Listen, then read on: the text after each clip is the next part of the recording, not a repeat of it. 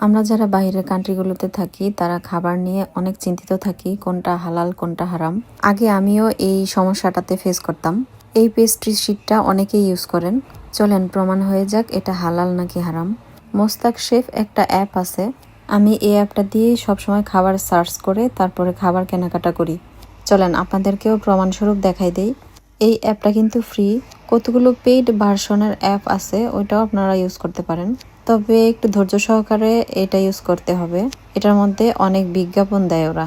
দেখেন এই খাবারটা আমি সার্চ করে দেখলাম, এটা কিন্তু হারাম লেখা, কিন্তু প্যাকেটের গায়ে কিন্তু ভেজিটেরিয়ান লেখা আছে। তো সেজন্য সবসময় ভেজিটেরিয়ান লেখা দেখেও আপনারা খুব সহজেই কিনবেন না। চলেন আপনাদেরকে আরেকটা খাবার ট্রাই করে দেখাই। খাবারের এরকম কোডগুলিতে সবসময় স্ক্যান করলেই আপনি দেখতে পারবেন কোনটা হালাল কোনটা হারাম। এই যে দেখেন, আলহামদুলিল্লাহ এটা হচ্ছে হালাল ভার্সন।